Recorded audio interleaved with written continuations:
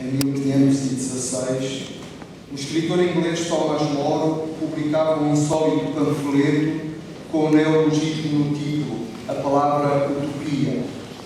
É verdade que quando hoje se fala da presença de portugueses como personagens na grande literatura internacional, mais depressa nos vem à memória o lisboeta Oliveira da Figueira, vendedor nato e de verbo fácil, que Hergé integrou nas gloriosas aventuras de Tintim, do que o recôndito navegador português Rafael e Clodeu, que na parábola criada por More é o informante e protagonista daquilo que se pode saber da utopia.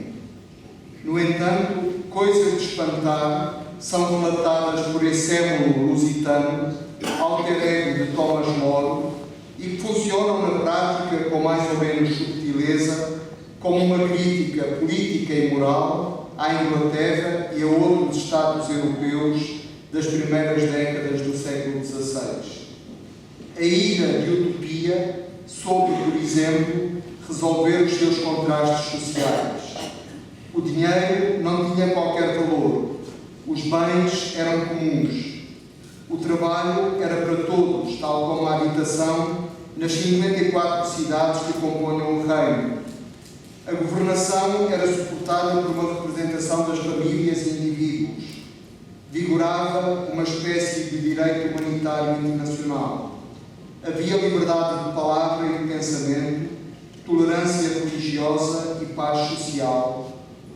Produzia-se para o consumo e não para o mercado. As jornadas laborais não engoliam o tempo necessário ao estudo, à cultura e ao repouso. Os habitantes de utopia ocupavam o seu tempo livre com a leitura dos clássicos e deleitando-se em artes tão diversas como a música ou a astronomia. Que o seu autor, Thomas More, tenha sido decapitado aos 57 anos de idade por ordem de Henrique VIII, mostra bem como esta sua visão utópica era não só um divertimento ficcional e fantasista, mas foi interpretado como um texto político discordante, capaz de tocar nas feridas escondidas e, nesse sentido, visto como uma ameaça. De facto, More demonstra que os habitantes de utopia fazem simplesmente o que os europeus deveriam fazer se seguissem os próprios princípios. Agindo segundo o bom senso e a razão, os locatários da ilha de utopia construíram instituições que merecem respeito e admiração, enquanto os europeus se destroem uns aos outros. Isto no século XVI, claro. Embora se não livre da fama de utópico social, o que, aliás, é um epíteto de que se deve orgulhar, o professor Eduardo Paz Ferreira não constrói neste seu volume que hoje apresentamos propriamente uma utopia. Mesmo se a dada altura, resumindo por antecipação a interpretação que a sua proposta pode ter, ele escreva: parece utópico. Mas quando escreve parece utópico, claramente o seu desejo é que não seja entendido assim ou só assim.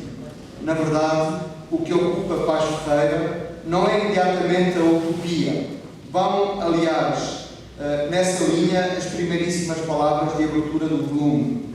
Se me perguntassem o que me levou a escrever este livro, não teria dúvidas em responder que o escrevi pelo desgosto, com muitos aspectos da sociedade atual.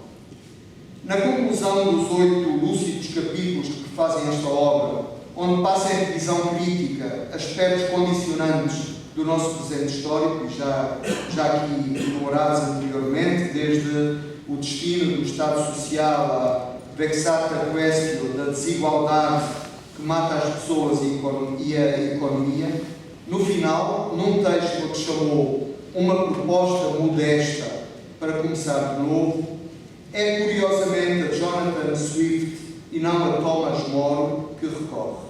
E cita 2 escritos de Swift: As Viagens de Gulliver e Uma Proposta Modesta para impedir as crianças de representarem um peso para os pais ou o país e para torná-las benéficas para o público. Ora, acredito que Swift constrói com essas obras corrosivas não uma utopia, mas um duplo negativo da utopia, uma incisiva anti-utopia. Ao contrário da ida de Thomas More, as ilhas de Gulliver abrem para os piores pesadelos distópicos, onde a identidade do protagonista é colocada em causa num movimento de espelhos contínuo, doloroso, deformado e grotesco. Demasiado pequeno ou demasiado grande, homem entre humanos estranhos, Gulliver não consegue harmonizar-se com o ambiente nem encontrar refúgio. Os textos de Swift acentuam por isso a diáspora inquietante e irresolúvel a que o ser humano está sujeito. Ora, pegando nestes textos, Eduardo Paz Ferreira entra em luta inconformada com a distopia dos tempos que correm. Ele não fala de uma ilha imaginária onde aportou. Escolhe falar com frontalidade de uma sociedade em profunda e ainda pouco refletida transformação, servida por um desenvolvimento desigual que liquida a esperança, engrossando as fileiras dos excluídos num sonâmbulo caminhar para o abismo. Muitas vezes, ao ler este texto de Eduardo Paz Ferreira, pensei no eco consonante das palavras do Papa Francisco, como estas pronunciadas recentemente. Digamos-lo sem medo, precisamos e queremos uma mudança. Quando o capital se torna um ídolo e dirige as opções dos seres humanos, quando a avidez do dinheiro domina todo o sistema socioeconómico, arruína a sociedade, condena o homem, transforma-o em escravo, destrói a fraternidade interhumana, faz lutar povo contra povo e até, como vemos, põe em risco esta nossa casa comum. Pergunto-me se somos capazes de reconhecer que estas realidades destrutivas correspondem a um sistema que se tornou global. Se é assim, insisto, diz o Papa, digamos-lo sem medo. Queremos uma mudança real. Uma coisa chamou-me especialmente a atenção nesta obra de Paz Ferreira, que está amplamente disseminada ao longo do livro, como se fosse o seu timbre, e que vem já assinalada no título, por uma sociedade decente. E de modo idêntico comparece na conclusão final. Mesmo se ali se apresenta, aliado a um programa justamente largo, Começar de Novo, a secção intitula-se Uma Proposta Modesta. Chamou-me a atenção porque, contrariando, de certa forma, o impulso utópico de iluminar maximamente, temos aqui a sabedoria de procurar um mínimo ético que nos sirva de patamar civilizacional comum. No sentido, penso ainda no sentido desta rotação alternativa, trocar o ideal pelo razoável, o utópico pelo eutópico, o ótimo pelo decente. Nestes pensamentos tornou-se para mim ainda mais claro porque é que creio que Eduardo Paz Ferreira, com uma obra tão vasta, reconhecida, científica e de cidadania, no fundo se encontra inteiro numa palavra só, a palavra mestre. Eduardo Paz Ferreira é um mestre. A sua voz, cada dia mais fundamental, distingue-se no Portugal contemporâneo.